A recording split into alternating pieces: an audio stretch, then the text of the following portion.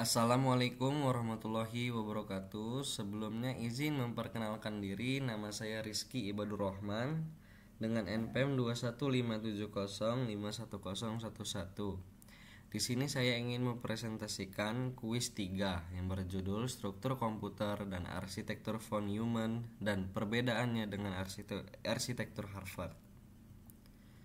Arsitektur Harvard dan arsitektur von Neumann ada dua kelas utama dari arsitektur komputer, yaitu arsitektur Harvard dan arsitektur von Neumann atau Princeton.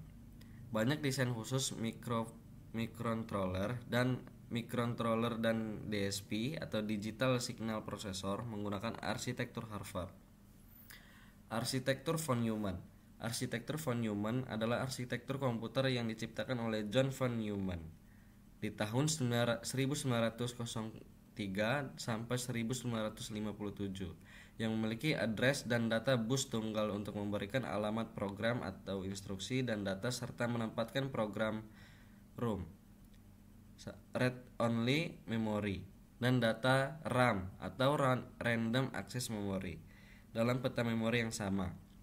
Arsitektur von Neumann menggambarkan komputer dengan 4 bagian utama, yaitu unit aritmatika dan logis atau ALU, unit kontrol atau CU, memori dan alat masukan I atau O. Konsep inilah yang masih dipakai konsep komputer hingga saat ini. Diagram arsitektur Neumann. Aturan tempat. Input device merupakan suatu unit masukan atau dapat berbentuk signal input dan maintenance input yang berfungsi sebagai media untuk memasukkan data dari luar ke dalam suatu memori dan prosesor untuk diolah guna menghasilkan informasi yang diperlukan. Memori dan prosesor atau CPU. Memori menyimpan berbagai bentuk informasi sebagai angka biner. Informasi yang belum berbentuk biner akan dipecahkan atau encoded dengan sejumlah instruksi yang mengubahnya menjadi sebuah angka atau urutan angka-angka. Yang kedua ada prosesor atau CPU, berperan untuk memproses dari instruksi program, bentuknya berupa chip yang terdiri dari jutaan IC. CPU terdiri dari yang berfungsi melakukan operasi hitungan aritmatika atau operasi penjumlahan dan pengurangan, dan logika AND, OR, dan lain-lain. Sesuai dengan instruksi program unit control atau control unit atau CU berfungsi mengatur dan mengendalikan alat-alat masukan dan keluaran,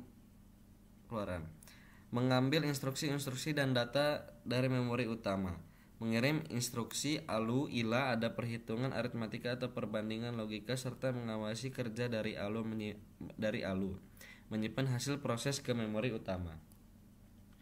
Kelebihan arsitektur von Neumann. Pada fleksibilitas pengalaman program dan data, biasanya program selalu ada di ROM (Read Only Memory) dan data selalu ada di RAM atau Random Access Memory. Arsitektur von Neumann memungkinkan prosesor untuk menjalankan program yang ada di dalam memori data atau RAM. Misalnya pada saat power on, dibuat program inisialisasi yang mengisi byte di dalam RAM. Data di dalam RAM ini pada gilirannya nanti akan dijalankan sebagai program. Sebaliknya, data juga disimpan di dalam memori program atau ROM. Kekurangan arsitektur von Neumann. Bus tunggalnya itu sendiri, sehingga instruksi untuk mengakses program dan data harus dijalankan secara sekuensial dan tidak bisa dilakukan overlapping untuk menjalankan dua instruksi yang berurutan. Selain itu, bandwidth program harus sama dengan bandwidth data. Jika memori data adalah 8 bit, maka program juga harus 8 bit. Satu instruksi biasanya terdiri dari opcode atau instruksinya sendiri, dan diikuti dengan operand atau alamat atau data. Karena memori program terbatas hanya 8 bit, maka instruksi yang panjang harus dilakukan dengan 2 atau 3 bit.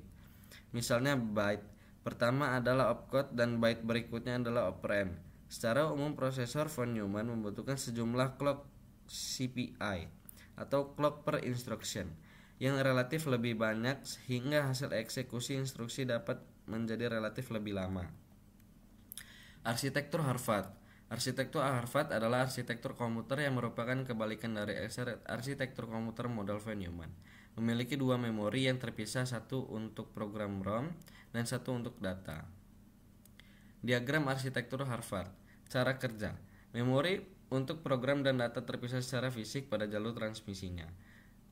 Semua instruksi dapat dieksekusi hanya dengan satu siklus instruksi, kecuali instruksi lompat atau jump yang dieksekusi dalam dua siklus. Program ROM dan data sementara RAM terpisah. Selama proses pembacaan dan penulisan RAM, instruksi berikutnya dibaca melalui bus yang lain. Dan yang terakhir, bus data bisa saja memiliki ukuran yang berbeda dari bus alamat. Hal ini memungkinkan pengoptimalan bus data dan bus alamat dalam pengeksekusian instruksi yang cepat. Memori dan prosesor atau CPU. Microcontroller yang menggunakan arsitektur ini memiliki dua bus yang berbeda.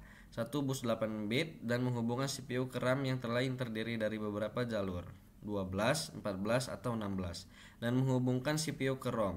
Dengan demikian, CPU dapat membaca instruksi dan mengakses memori data pada saat bersamaan. Karena semua register melalui RAM lebarnya 8 bit, semua pertukaran data dalam microcontroller menggunakan format yang sama, sehingga selama eksekusi penulisan data, hanya 8 bit yang diperhatikan. Dengan kata lain, yang perlu diperhatikan adalah lebar data yang bisa dipertukarkan atau diproses hanya selebar 8 bit saja. Kelebihan arsitektur Harvard. Bandwidth program tidak mesti sama dengan bandwidth data. Opcode dan operand dapat dijadikan dalam satu word instruksi saja. Semua data di dalam program selebar 1 bit atau 8 bit. Sehingga instruksi dapat dilakukan dengan lebih singkat dan cepat.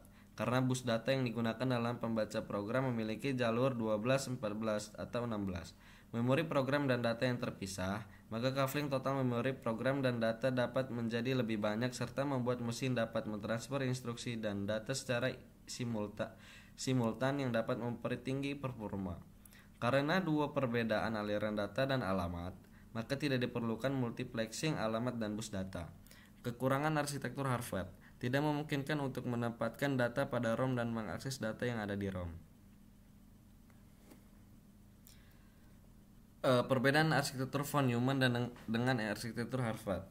Arsitektur von Neumann adalah arsitektur komputer yang menempatkan program atau ROM read-only memory dan data RAM atau random access memory dalam pesta memori yang sama. Arsitektur ini memiliki address dan data bus tunggal untuk memberikan alamat program atau instruksi dan data.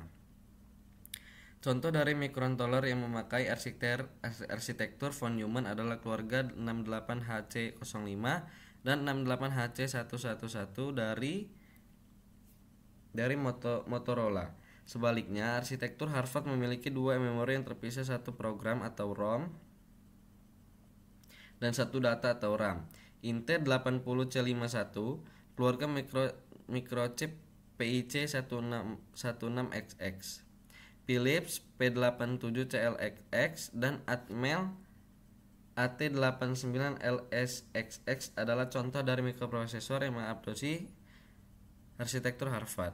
Kedua jenis arsitektur ini masing-masing memiliki keunggulan tetapi juga ada kelemahannya. Dengan arsitektur von Neumann, prosesor tidak perlu membedakan program dan data. Prosesor tipe ini tidak dapat memerlukan kontrol bus tambahan berupa pin input dan output khusus untuk membedakan program dan data. Karena kemudahan ini tidak terlalu sulit bagi prosesor yang berarsitektur von Neumann untuk menambahkan peripheral eksternal seperti A dan D converter, LCD, EEPROM, dan device I/O lainnya. Biasanya device eksternal ini sudah ada di dalam satu chips, sehingga proses seperti ini sering disebut dengan nama microcontroller atau microcontroller. Baik, mungkin itu saja yang bisa saya sampaikan. Apabila banyak kekurangan, saya mohon maaf. Saya akhiri. Wassalamualaikum warahmatullahi wabarakatuh. Terima kasih.